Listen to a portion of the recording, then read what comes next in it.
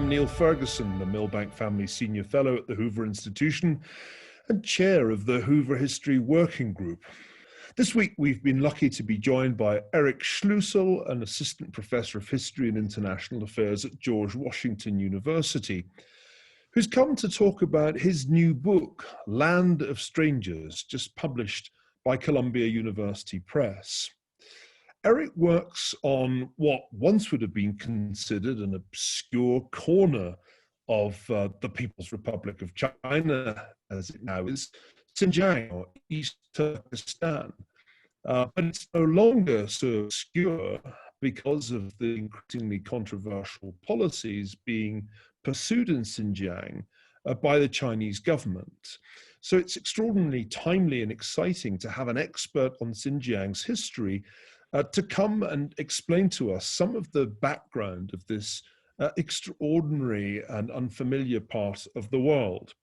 So Eric, I want to begin by asking a general question, really. The 19th century was an age of empires wherever one looked, and all these empires had borderlands, and these borderlands were places where the dominant imperial people tried to impose their culture on the local or indigenous people. Is Xinjiang just another story of colonization on the periphery, or are there things that make it special? Well, that's a great question, because when I was looking through the archives and trying to figure out what was happening really in Xinjiang in the late 19th century, I thought that I would find a unique story. But as I looked through the stories of everyday people, I found, wow, this looks a lot like colonialism. Not only in terms of the policies that are being articulated, it looks so much like the later history of British India and other places, but in terms of the effects on the ground. Now, what's distinct about this, in part, is that it doesn't have a Western genealogy. That is to say, this whole civilizing project, this effort to transform Muslims into Confucians, really comes out of the stuff of Chinese ideology and Chinese ideas. And that, I think, is fascinating because it shows that colonialism can appear in different times and different places.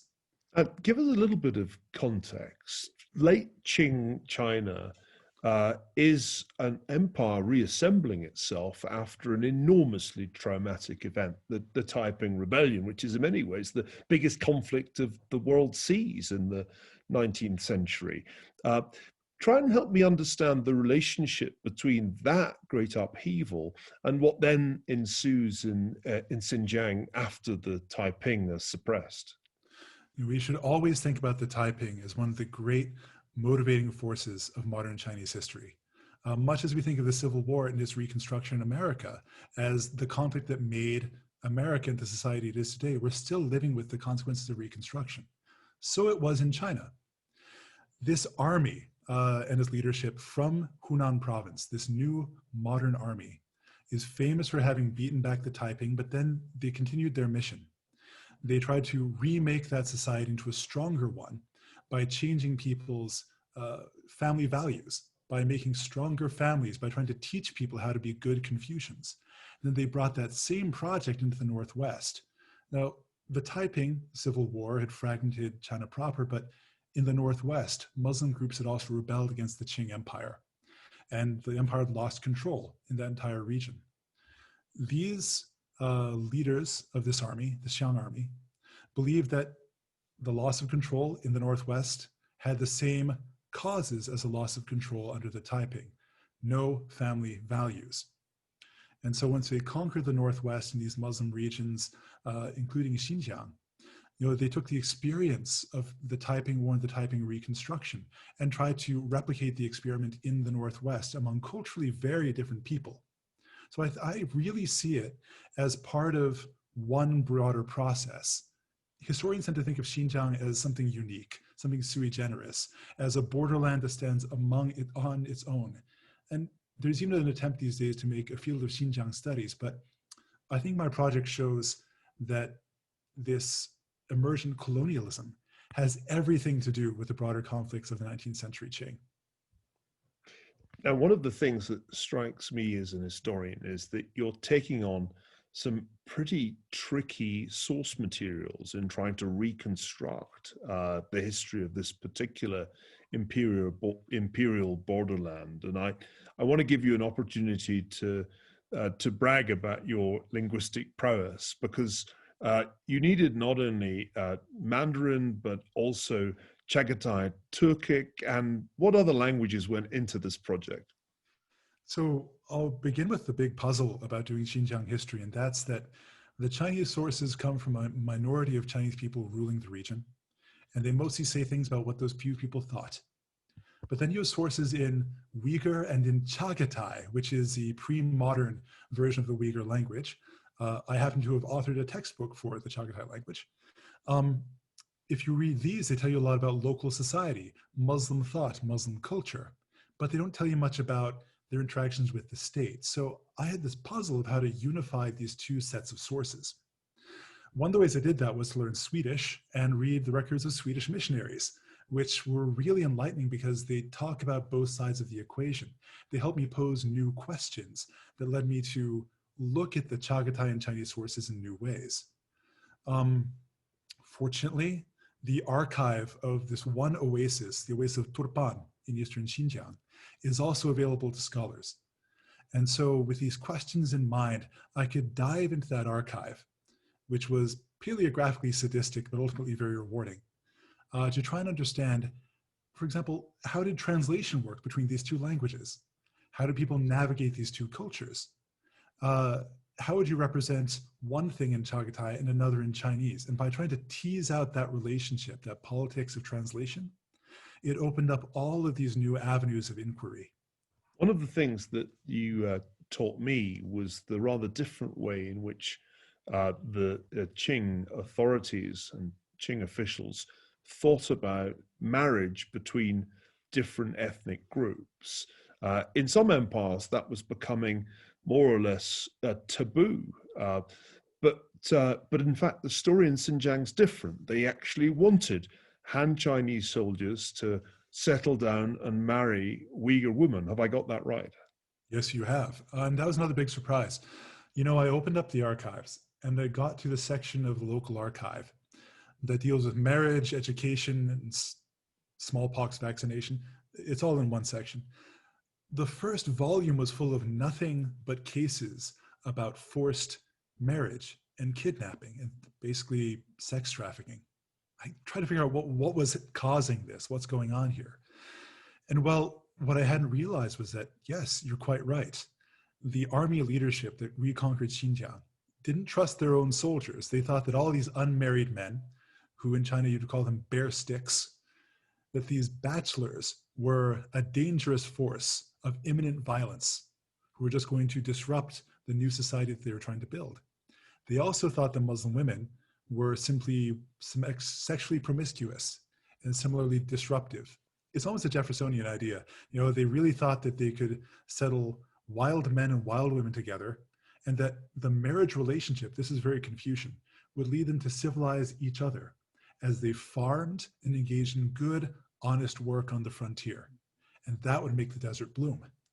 That encouraged sex trafficking, ironically. This is definitely not the effect that they were going for, because that's actually something that they had tried to stop in China proper. But out in the borderland, they were so concerned with stability that they just wanted to make as many marriages as possible. Well, I don't want to do a violence to history, but I'm going to skip out a great chunk of time between the late 19th century and the present and ask you to talk a little bit about how some similar processes, but I use the word similar advisedly, are underway in Xinjiang today. We know that the Chinese government is pursuing a very aggressive policy of forced cultural assimilation. Some would say it is technically genocide because they appear to be obliterating the culture of the Uyghur people. I think we need a historian at this point to compare and contrast these two different episodes in assimilation. So it's interesting. When I first thought about this project, I think it was in a seminar with Lynn Struve at Indiana University in 2007. A long time ago, I was thinking about this project. It seemed so alien and strange.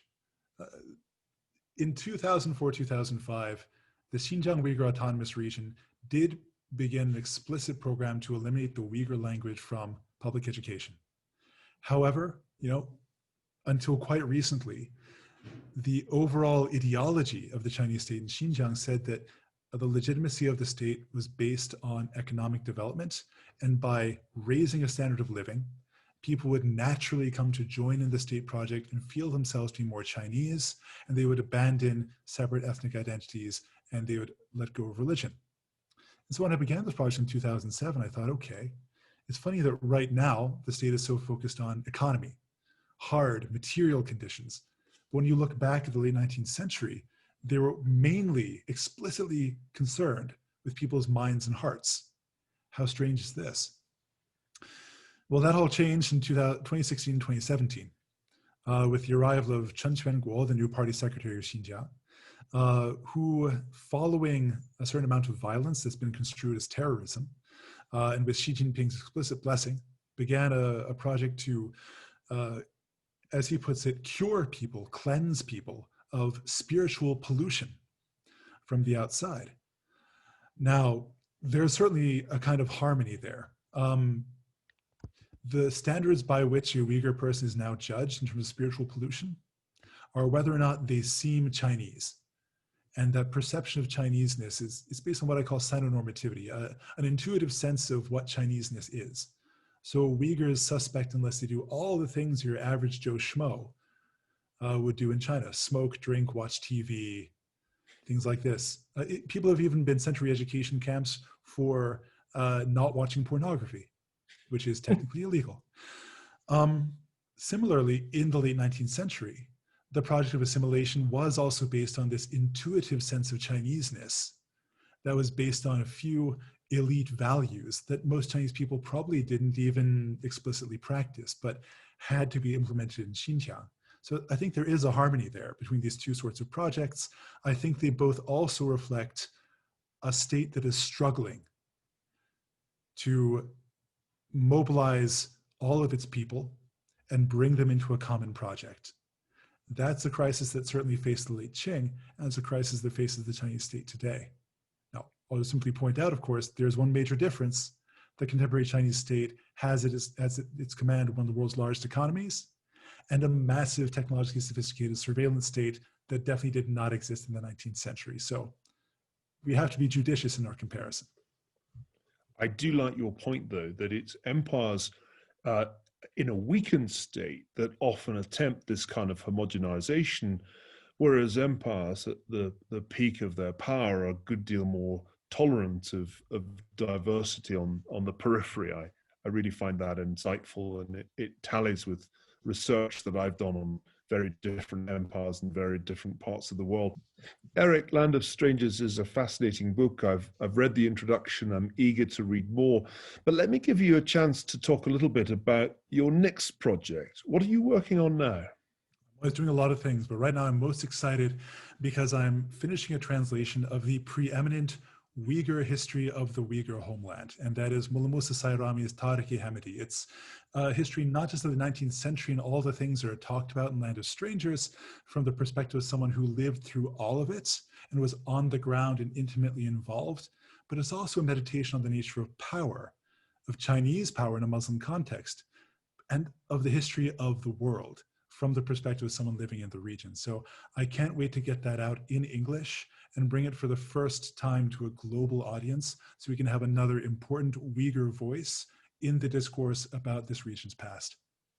Well, Eric, I must say that it's just incredibly great timing that we have a scholar with your gifts able to educate us about the history of Xinjiang and the roots of Uyghur culture at a time when the Uyghurs are under such intense pressure from the regime in Beijing.